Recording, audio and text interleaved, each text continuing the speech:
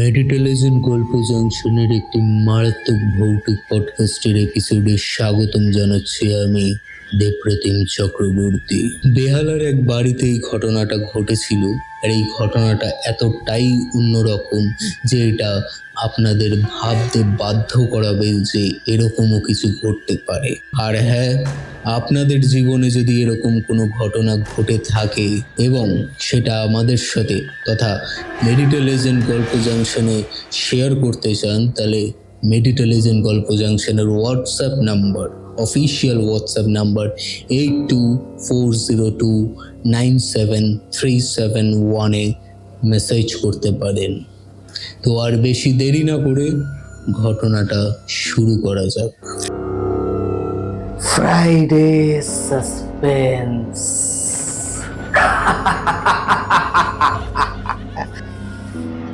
শুধুমাত্র মেডিটেলিজম ওয়াইটি চ্যানেলে। রাত 9টায় আসবে গল্পের ধারা, রহস্য, প্রেম আর হাসির খেলা সারা। সত্যটা ভয়ঙ্কর।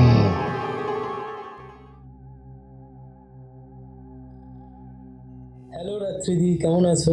এই চলছে, আশা করি তুমিও ভালো আছো নিশ্চয়ই। হ্যাঁ, ভালো আছি। আজকে যে ঘটনাটা নিয়ে আমরা আলোচনা করব সেটা অ্যাকচুয়ালি 3 বার রেকর্ড করা হলো, কিন্তু কেমন ভাবে আমি জানি না, রেকর্ডেড ফাইলটা ভ্যানিশ হয়ে যায়।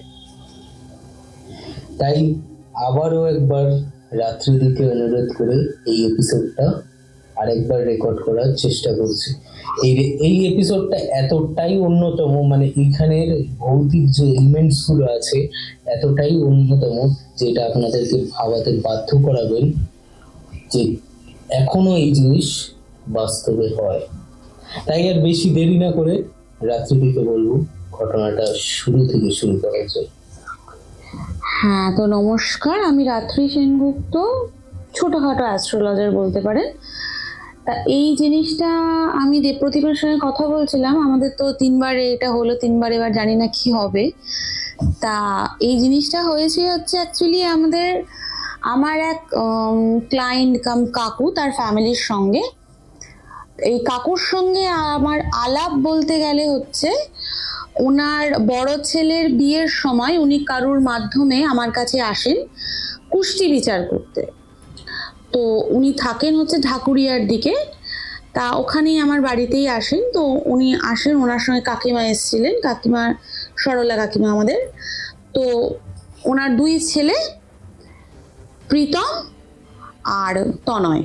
আর ওনার তো প্রীতমের বিয়ের জন্যই আসেছিল, ওইটাই দেখতে দেখতে আসা।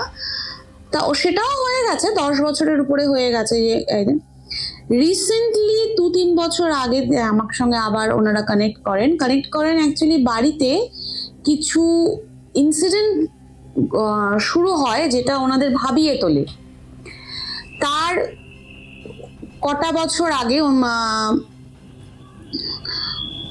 কাকুর দাদা, মানে ওনাদের বাড়িতে অ্যাকচুয়ালি থাকে হচ্ছে ওনার স্ত্রী, ওনার 2 ছেলে, এখন প্রীতমের বিবাহিত ওয়াইফ, আর ওদের প্রিয়াঙ্কা, আর ওদের এক ছেলে ছোট্ট 5 বছরের টুবাই। আর কাকুর দাদা ছিলেন বিমল দা।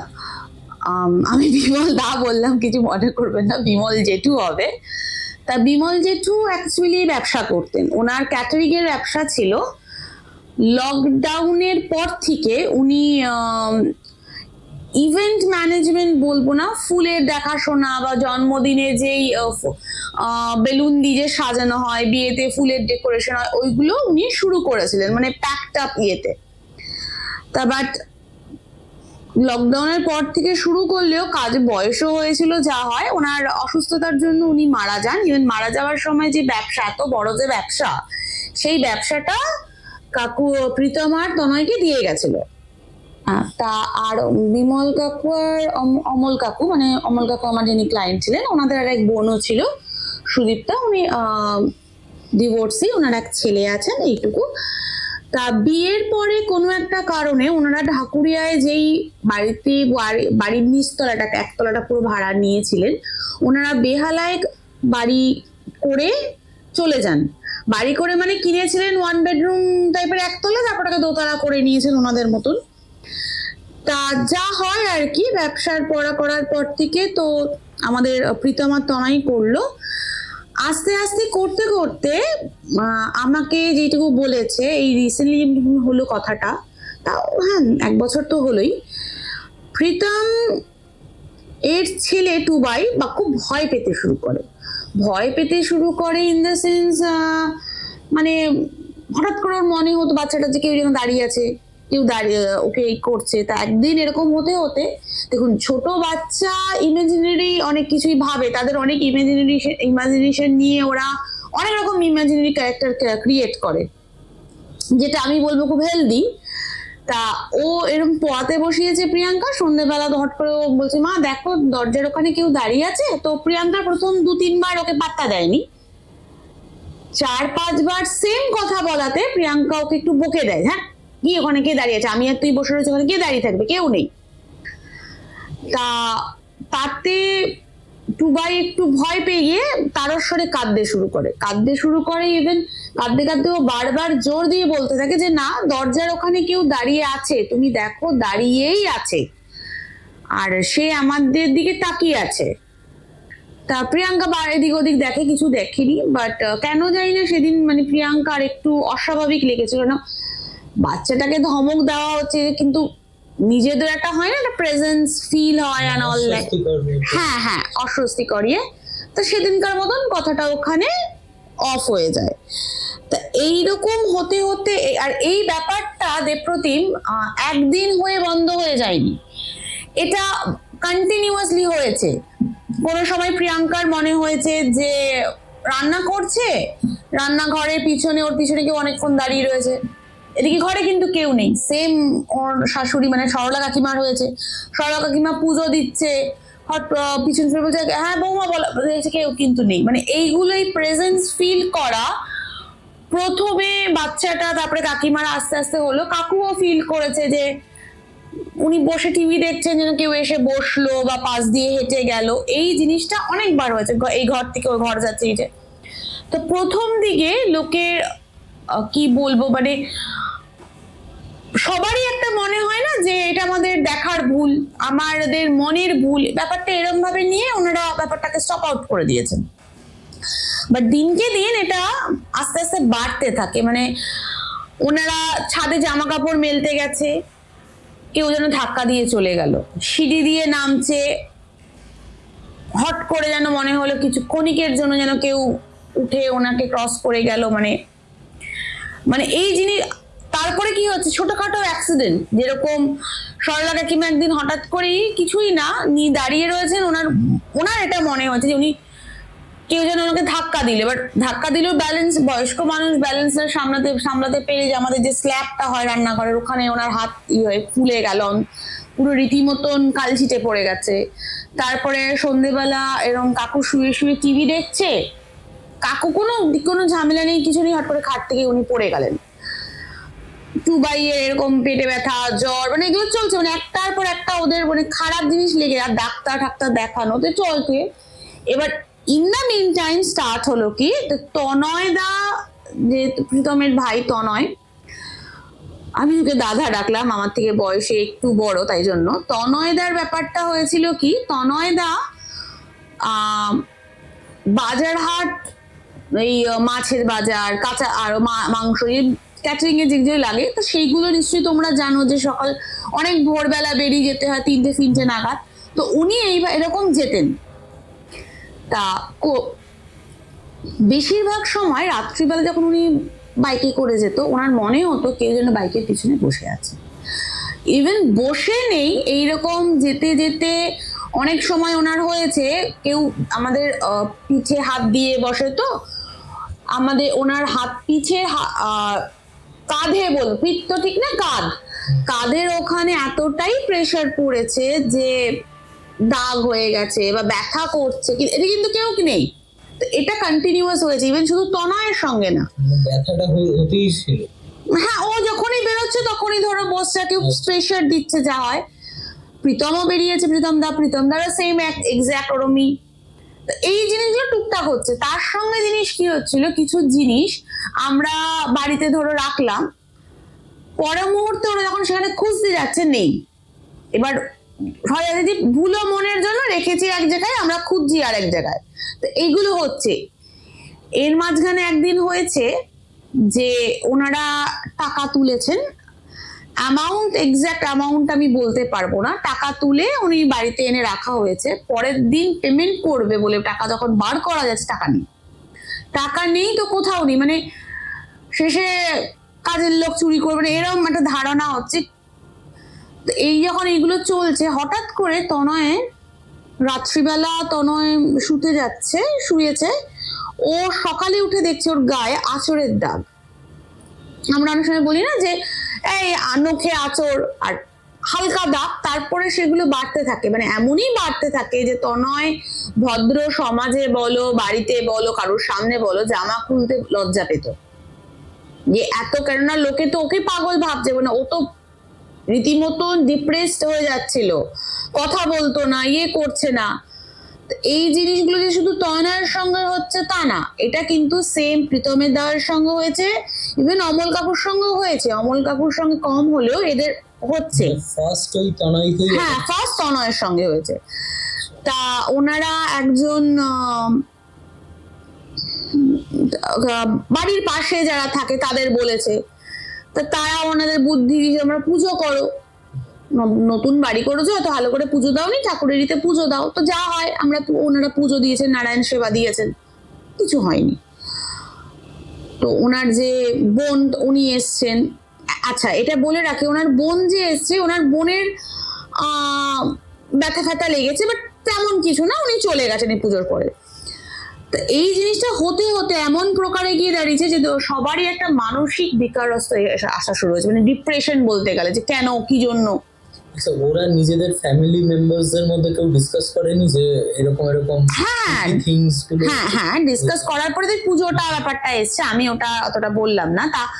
তারপরে ওনারা আমার এখানে আসেন, ইভেন আমাকে ব্যাপারটা বলে, ইভেন আমি দেখো এই জিনিসগুলো আমি জানি না, আমার এই বিষয়টা এতটা জানা নেই। আমার মায়ের যে গুরু ভাই আছে, আমি ওনাকে মামা বলে সম্বোধন করি, উনি আবার এইগুলো করেন, মানে ওনার এই বিষয়ে অসীম জ্ঞান। তা আমি ওনার সঙ্গে যোগাযোগ করিয়ে দিই। তা যোগাযোগ করার পরে মামা বলেন ওনাদের যে অমুক দিনে উনি এত দিন তারিখে যাবেন, আমিও যাই ওনাদের সঙ্গে। ইভেন তোমাকে কি বলবো ভাই, আমরা যখন দরজা দিয়ে ঢুকেছি, আমার হঠাৎ করে মনে হচ্ছে কারণ নেগেটিভ প্রেজেন্স একটা, কিরকম একটা অসহ্যকর লাগছে। মামারও সেম মনে হচ্ছে। আচ্ছা, মামা যাওয়ার আগে কিন্তু আমাদের বলে দিয়েছিল যে ওখানে গিয়ে কোনো কিছু খেতে না খেতে না পান করতে, জাস্ট দেখে উনি মামা বলেন যে ঠিক আছে, এরকম একটা পুজো করা হবে আর পিণ্ডদান দেওয়া হবে। তা সেরকম সেই দিন নির্ধারিত সময় মামা যান, আমি যাইনি। ওদিন এরকম পুজো হয়, পুজো যজ্ঞ হয়, অ্যাকচুয়ালি যজ্ঞ করার পরে সন্ধেবেলার দিকে পিণ্ডদান হবে। তা আগেকালে কি ছিল যে পিণ্ডদান নিশ্চয়ই তোমরা জানো, সন্ধেবেলা দেওয়া হয়। একটা বাড়িতে, সবার বাড়িতে তখন পুকুর ওয়াজ ভেরি মাচ অ্যাভেলেবেল, এখন তো সেইগুলো আর নেই, সব পুকুর বুঝিয়ে ফ্ল্যাট হয়ে যাচ্ছে। তো পাড়ার মধ্যে একটাই পুকুর হলেও তার পাড়েই দিয়ে আসা হয়।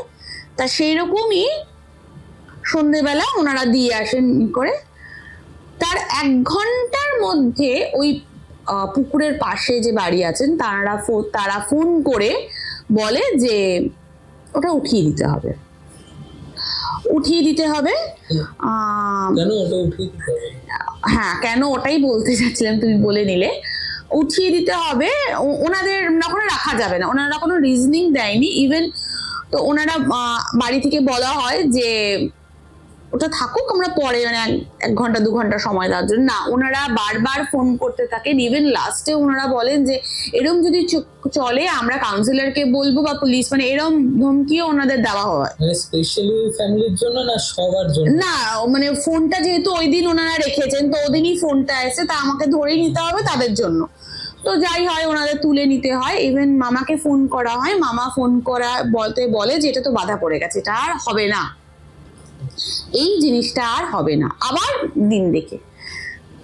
তো যে যা বলছে, মানে তুমি হয়তো বিশ্বাস করবে কিনা জানি না, ওনাদের যে যা বলেছে যে আজকে এই পুজো করো, হনুমানজি রাখো, এই পেরে কি করো, মানে একটার পর একটা সব করে গেছে। মাঝখানে ওনারা কাকুর সঙ্গে দেখা করেছিলেন, সেও কিছু উপাচার বলেছিল, যেরকম যেটুকু আমি জানি একটা ছিল যে ওনাদের 13খানা পেরেক হবে, মন্ত্রপুত পেরেক দেওয়া হয়েছিল বাড়ির চারিদিকে পোতার জন্য, কিন্তু সকালবেলা উঠে দেখা যায় একটা পেরেক মিসিং।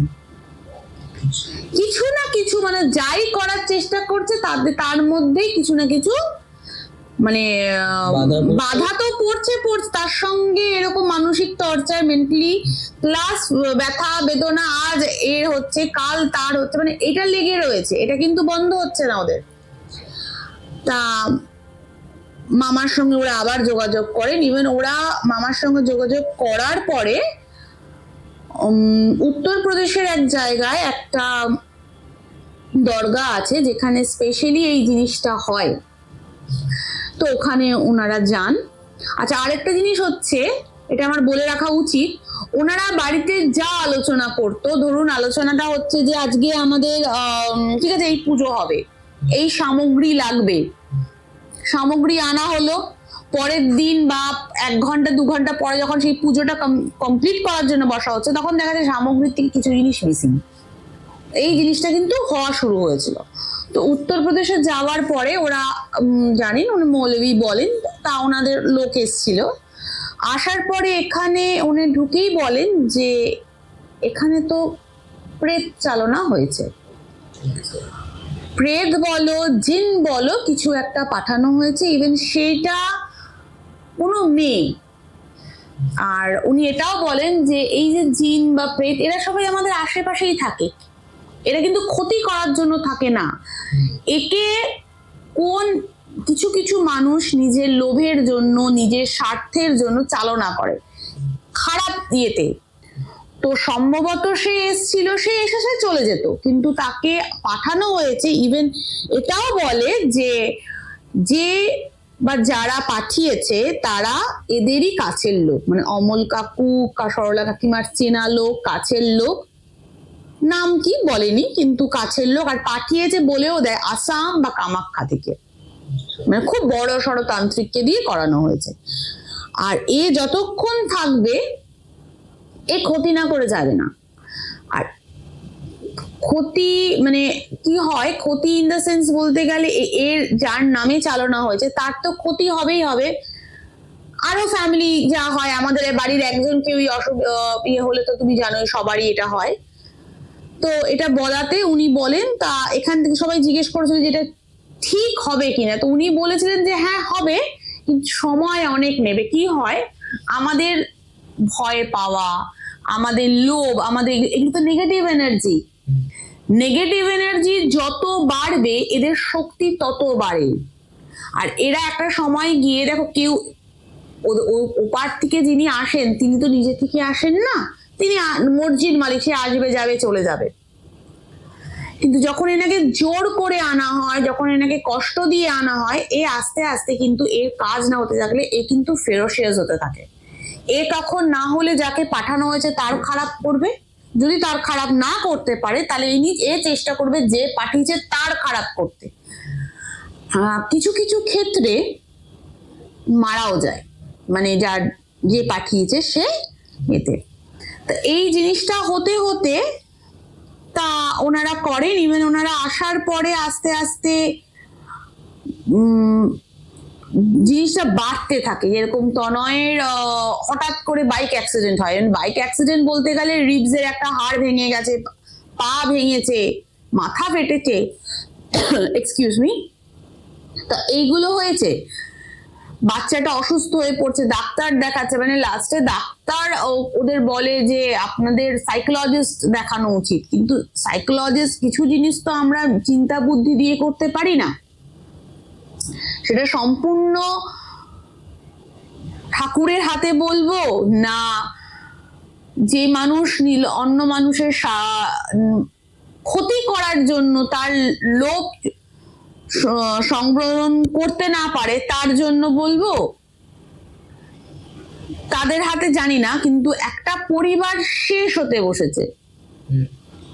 শুধু যে দেখুন টাকা যাচ্ছে, পয়সা যাচ্ছে তা না, মানুষ কি চায়, যেটা মানসিক শান্তি সেটাও নষ্ট হচ্ছে। তা এখন ওনাদের চলছে, ওনাদের কারণ এটা লেন্দি প্রসেস, ওনাকে যিনি এসছেন সেই এনটিটিকে সরানো, সেটা চলছে অ্যান্ড আরো পরবর্তী দিনে চলবে। সেটা কেমন, মানে এই জিনিসটা কি মানে আগের থেকে একটু কম, না সেই আগের মতোই ভাবে চলছে? না, একটু কম, পুরোপুরি কম না, একটু কম। মানে লাস্ট আমার সঙ্গে অ্যাকচুয়ালি সেইভাবে কথা হয়নি, আমি একটু কাজের জন্য বাইরে ছিলাম বলতে গেলে। এই যেটুকু ফোনে আর হয় আর কি, ওই ফোন কল বা মেসেজে একটু কম, কিন্তু জিনিসটা আছে, জিনিসটা পুরোপুরি যেতে সময় নেবে, আরো অনেক কিছু করতে হবে। আর দেখি, আশা করছি সবই তো ঠিক হবে, দেখা যাক কি হয়। তাহলে আবার এটাই বলার আছে, এতক্ষণ ধরে গল্পটা শুনে এটা চিন্তা করলাম যে এতগুলো ক্রিপি থিংস ওনাদের সাথে এতদিন ধরে থাকছে, মানে ওনাদের মানসিক অবস্থা খুবই উইক হয়ে গেছে। আর এই তন্ত্রটা জিনিসটা ভালো, যদি ইতিবাচক ভাবে সবাই কাজ করাতে পারে এটাকে নিয়ে, জিনিসটা ভালো। কিন্তু বেশিরভাগ মানুষকে খারাপ করার জন্য এই তন্ত্রটা ইউজ হ্যাঁ, এটাই না না না না, একদমই না। মানে ইভেন এই যে মানুষেরা নিজের যে স্বার্থের জন্য যেটা করে, এই জন্য তন্ত্র সাধনাকে অন্য লোকেরা যারা এই ব্যাপারটা জানে না, তারা খুব ভয়ের চোখে বলতে পারো ভাই, বা খারাপ চোখে দেখে। এটা কিন্তু ভালো দিকও আছে, ভালো দিক যে নেই তা না, কিন্তু কি করা যাবে, যে কোনো জিনিসের তো খারাপ দিক ভালো দিক নিয়েই, আর কি হবে বলো। যাক, আপনারাই এবার বলবেন যে কেমন লাগলো এই ঘটনাটা, আর কমেন্ট করে এটা জানাতে ভুলে যাবেন না যে আপনারা কোথা দিয়ে এই ঘটনাটা শুনেছেন। Friday suspense.